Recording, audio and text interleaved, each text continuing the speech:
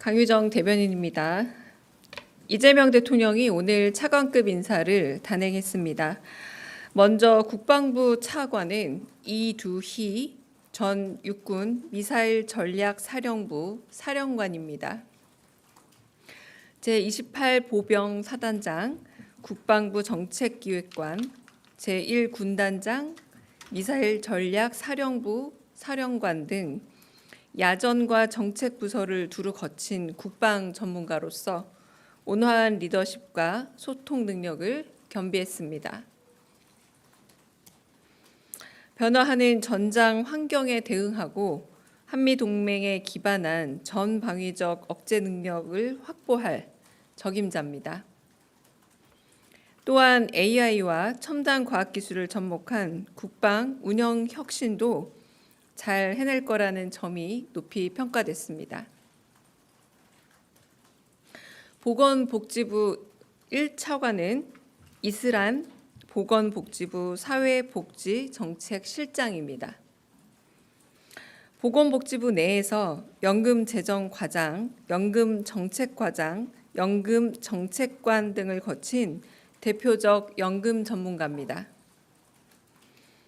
연금 외에도 의료정책팀, 건강정책국 등을 두루 거치며 다양한 분야에서 전문성을 발휘해온 인재인 만큼 위기 속에서 서로를 지키는 든든한 사회 안전망 마련이라는 대통령의 국정 철학을 구현할 적임자로 평가됩니다.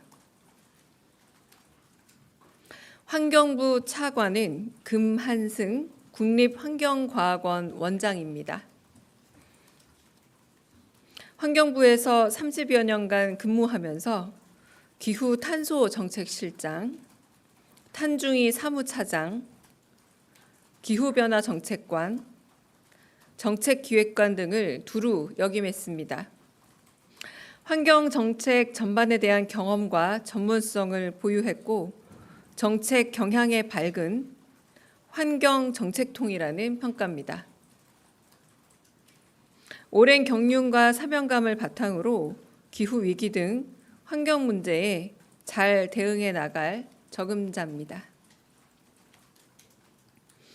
고용노동부 차관에는 권창준 고용노동부 기획조정실장이 발탁됐습니다. 노동환경 개선을 위해 전례 없는 대규모 면접 조사를 실시하고 청년이 참여하는 노동의 미래 포럼을 구성하는 등 적극적인 일처리가 강점입니다. 적극적 소통을 통해 사회 갈등을 해소하고 고용노동 행정의 전문성을 살려 일자리 창출에 기여할 전문가입니다. 공정거래위원회 부위원장은 남동일 공정거래위원회 상임위원입니다. 공정위의 대표적 정책통으로 화합의 리더십으로 통하는 인물입니다. 대변인을 역임해 대내외적인 소통 역량을 갖췄다는 평가입니다. 대통령이 강조한 공정경제를 실현해 플랫폼 경제 시대에 맞는 공정거래 질서를 확립해 나갈 적임자입니다. 오늘 인선은 각 부처 장관들과 유기적으로 호흡하며 국방개혁, 사회안정망 확대, 기후변화 대응, 노동권 강화 등 이재명 정부의 세부적 과제를 책임질 인물들로 채워졌습니다. 앞으로도 이재명 정부는 각 분야 전문가들을 적재적소에 배치해 일하는 정부를 만들어 가겠습니다. 두 번째, 수석보좌관 회의 결과 마련된 TF에 관련돼 브리핑하겠습니다. 오늘 오후에 강훈식 비서실장 주재로 수석보좌관 회의가 열렸습니다. 앞서 있었던 이재명 대통령의 지시대로 실장과 수석 비서관, 비서관들 외에도 실무를 담당하는 행정관들까지 총 90명이 넘는 대통령실 직원이 참석했습니다. 오늘 회의에서는 어제 이재명 대통령이 광주 타운홀 미팅에서 언급했던 광주 군공항 이전 TF 구성안이 보고됐습니다. 대통령실 차원의 TF를 구성한 건 광주 군 공항 이전 문제에 대한 지자체 간 불신을 해소하고 빠른 집행력을 갖기 위해서입니다. 대통령실 TF에서는 앞으로 국방부와 국토부, 기재부, 광주시, 전남도, 무안군이 참여하는 육자 협의체의 구성과 주관 기관을 결정할 예정입니다. 필요한 경우 주민과 외부 전문가도 협의체에 포함될 수 있고 대통령실도 협의체에 참여하게 됩니다. 앞으로 TF에서는 군 공항 이전 관련 비용을 추산하고 공항시설의 효율적인 배치와 국가 재정 지원, 소음 피해 분석 등 군 공항 이전 방안에 대한 기관별 역할을 검토할 예정입니다. 이상입니다.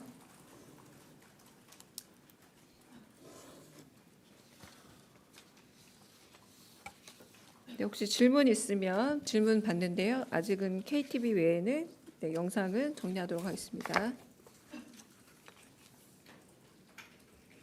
네, 질문 있으시면 질문 받겠습니다. 네. 네, 서울신문의 박기석입니다. 네. 광주 군공항 이전 TF의 그 좌장이라고 해야 될까요? 그 리더는 누구인지 좀 궁금합니다. 지금 국토비서관실이 간사를 맡고 있고요. 국방비서관실과 자치발전비서관실, 갈등조정비서관실로 구성이 되어 있습니다. 향후에 이런 비슷한 TF들이 만들어질 확률이 좀 있기 때문에 좀 장기적인 이 TF 전체를 총괄하는 건 조금 의논을 거쳐야 한다고 알고 있습니다. 현재 요 군공항 이전 관련 TF는 이렇게 마련되어 있습니다. 네. 앞에 마이크 좀 전달해 주세요. 네. OBS 최한성인데요. 비슷한 TF가 만들어질 거라는 건 이런 갈등 사안들에 대해서 대통령님께서 앞으로도 계속 좀 개입을 하시면서 조정력을 하시겠다는 의도이신지 여쭙고 싶습니다. 네, 일단은 개입이라기보다 개입이란 용어는 적절치 않은 듯합니다. 꼭 그 중앙 정부가 힘을 좀 더 보탠다거나 대통령실이 굳이 갈등 조정에 들어갈 필요가 없는 문제는 가지 않아도 되겠죠. 그러나 꼭 필요한 부분, 가령 10여 년이 넘도록 지금 이 문제처럼 좀 복합적인 문제가 관련되어 있을 때에는 아마 어제처럼 타운홀 미팅 형식 같은 것들이 계속이 되고 거기서 직접적으로 민원을 청취한 다음 그래서 사회적 갈등 구조에 있어서 해결에 대통령실의 도움이 필요하다고 생각이 하면 만들어질 확률이 있다라는 거고요. 이거는 어디가 만들어질 예정이다라기보다 그런 경우 타운홀 미팅도 계속될 확률이 있고 그렇다면 만들어질 가능성도 있다 정도의 가능성으로 보시면 맞을 듯합니다. 네. 네. 네, 한국경제TV 전범진입니다. 지금까지 몇 차례 차관 인사가 이루어졌는데 사실 보통 이제 과거의 정권들의 사례를 보면은 장관 인사가 임명이 되고 그 이후에 차관 인사가 따라오는 사례가 좀 있지 않았습니까? 그래서 지금 후보자로 모든 부처는 아니지만 오늘 지명되신 분들 중에서도 이제 장관 후보자가 있는 부처들이 있는데 그 후보자들과 교감이 있었는지 그리고 뭐 아직 후보자이기 때문에 없었을 수 있지만 그렇다면은 이제 좀 그 장관들이 직접 인사권을 행사해서 좀 정책을 추진하는 수월성 측면에서 좀 어려움이 따를 수 있다라는 그런 우려에 대해서는 대통령실은 어떤 입장인지 궁금합니다.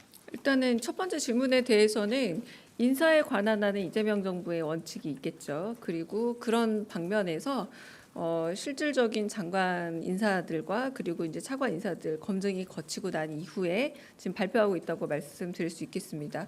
두 번째 질문은 제가 약간 이해하기가 좀 어려운데요. 뭐 장관 지명 후보자들과 교감이 있었냐는 얘기라고 이해하면 되겠습니까?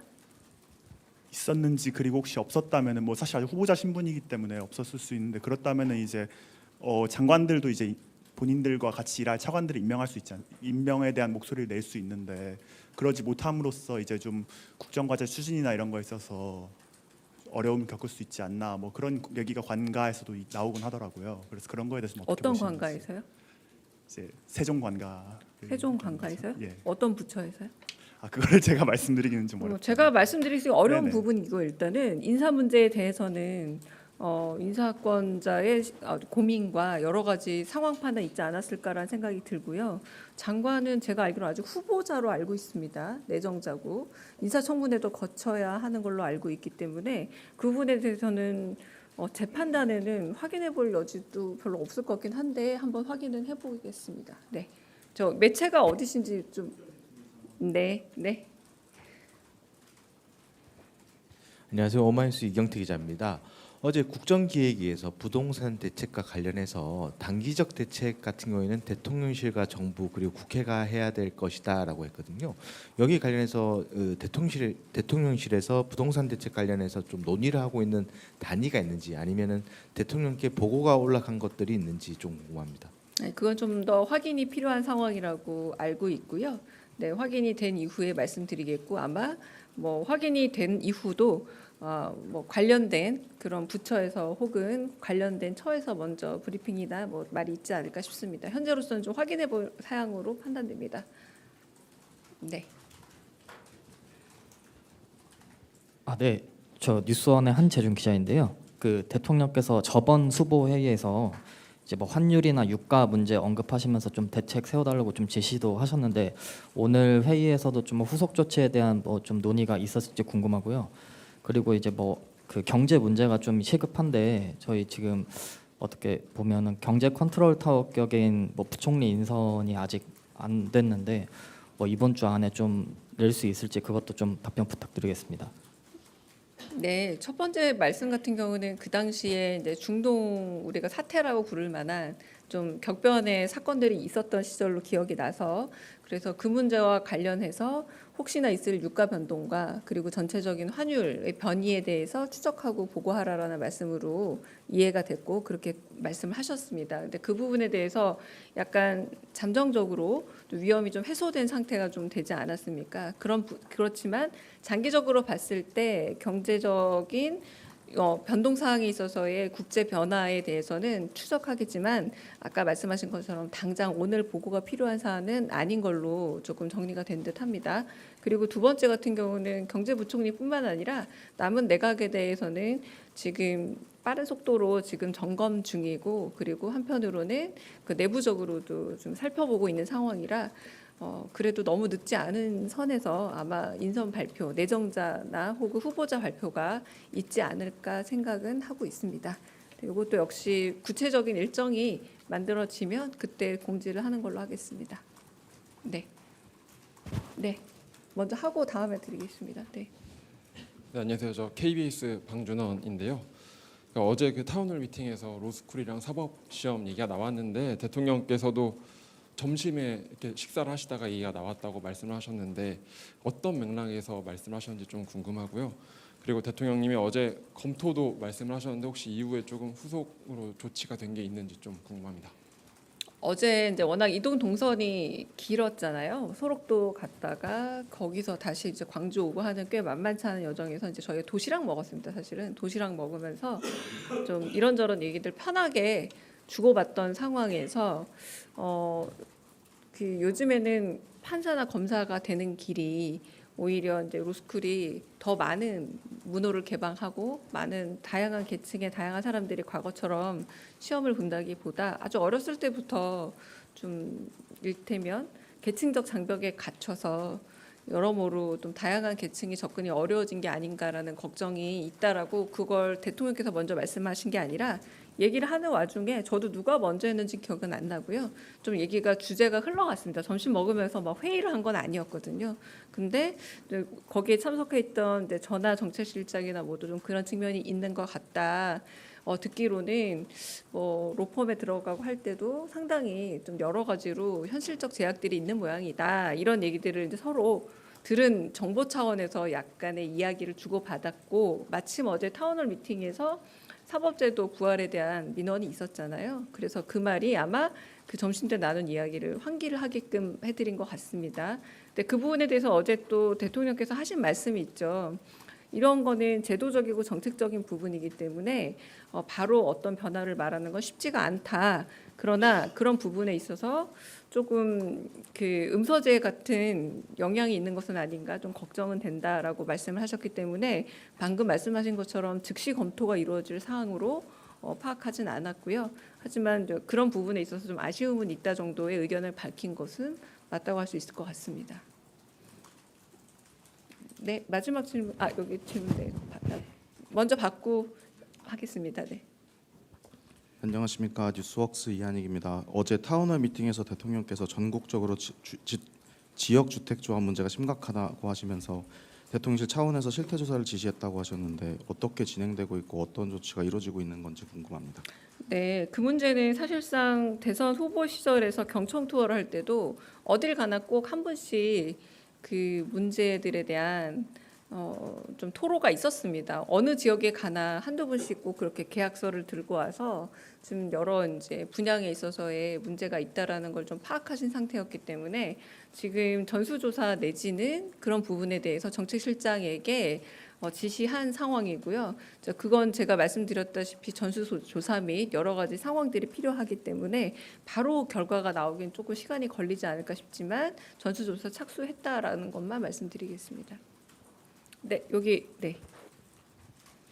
네, 안녕하세요. 조선비즈 이슬기입니다. 어제 대통령께서 그 타운홀 미팅에서 군공항 부지 판매 차익 예상치를 이제 물으셨는데 지자체 간에 답하는 수치도 달랐고 또 최근 수치는 아예 안 나와서 대통령께서 좀 이러니 불신이 생기죠라고 좀 강조하셨던 걸로 기억합니다. 그래서 앞으로 TF에서 요 구체적인 조사도 실시하고 그 수치 같은 거를 언론의 브리핑 통해서 좀 알려주실 계획이신지도 여쭙고 싶습니다.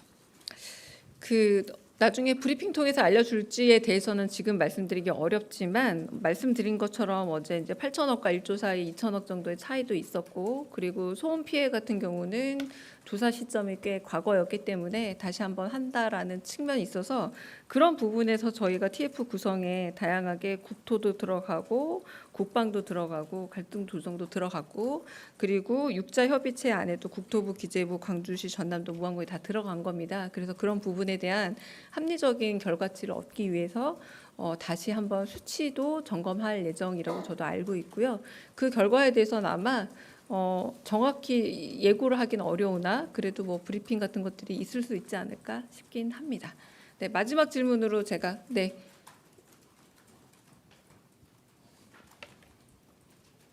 네, 대회님 뉴시스 김용록입니다. 네. 어제 김민석 국무총리 후보자에 대한 인사청문회가 끝났는데요. 하지만 보고서 채택은 이루어지지 않게 됐습니다. 국민의힘에서 계속 보이콧을 하고 있는데 이런 상황을 대통령실에서는 어떻게 바라보고 있는지 한 말씀 여쭙습니다.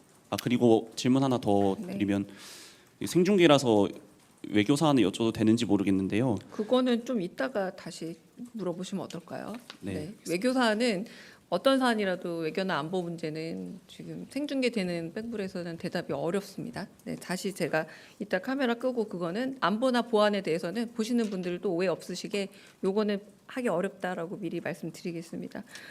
오늘 시정연설에서도 추경에 관련된 얘기를 하면서도 결국 여야의 합의에 의한 그리고 여야의 협조가 결국은 당정 협의를 넘어서서 굉장히 어려운 경제 상황과 민생고에 그 물줄기를 트는 데 있어서 큰 힘이 될 수 있다라는 내용과 요지를 갖춘 시정연설이지 않았습니까? 그런 부분에서 일단 그 총리 후보자에 대한 그 인사청문회 채택 보고서에서도 반영이 될 수 있는 내용이라고 생각을 하고요. 그럼에도 불구하고 일단 인사청문회 결과에 대해서 조금 숙고가 있을 거라 생각하고, 네, 어쨌든 여야의 그 일종의 합치 내지는 협의된 의견을 좀 저희는 촉구하는 바이긴 합니다. 네. 아까 질문, 네, 마지막 질문 듣고 네, 정리하겠습니다. 네, 프레시안 박정현입니다. 그 대통령께서 어제 광주에서 타운홀 미팅을 하시고 오늘은 시민들이 있는 골목 식당에서 식사도 하셨는데요. 그 전격적인 대민 소통을 이어가시게 된 배경이 좀 궁금하고 또 오늘 여론조사 결과 보면 국정 지지율이 62%를 기록했는데 어떻게 보셨는지도 궁금합니다. 네, 이재명 대통령께서는 취임 당시보다 더 지지율이 높은 대통령이 되겠다라는 포부를 밝히시기도 했습니다. 그리고 한편으로는 공약으로 내세운 부분에 대해서 하나하나 그 점검해 가면서 좀 이룰 수 있는 부분들은 속도감 있게 이루겠다라고 지금 계속 표방하고 계시고요. 무엇보다 오늘 시정연설은 다름 아닌 민생과 경제를 살리기 위한 추경 예산에 대한 국회의 도움을 요청하는 자리였습니다. 네, 무엇보다 이 추경을 통해서 결국 활성화되는 것은 소비력이 높은 그러니까 받은 지원금을 대부분 소비에 쓸 수밖에 없는 시민들, 평범한 서민들이 훨씬 더 혜택을 보고 그로 인해서 경제 활성화의 마중물이 될 수 있다라는 의미고요. 그래서 골목 식당에 많은 서민들과 시민들이 찾는 그런 노포 식당을 찾아서 이제 예고 없이 가셨습니다. 이제 경호 인력들이 대거 원래 움직여야 하는데 최소한의 경호 인력만과 함께 식사도 하시고 커피 혹은 이제 후식을 드시면서 좀 이런 방식으로 골목 식당 혹은 골목 경제가 활성화되어야만 이게 마중물이 돼서 경제가 살 수 있다는 그런 시그널로 보시면 될 것 같고요. 그래서 국회 도움도 요청했지만 한편으로는 그 몸소 조금 이런 표현도 하셨는데요. 그러니까 좀 집들이 인사 오듯이 이 용산에 오신 만큼 이 주변에 상인들을 직접 찾아뵙고 인사를 드리고 싶었다라는 말씀도 있었습니다. 여기까지 하고 혹시 카메라 이제 꺼지면 아까 질문 받도록 하겠습니다.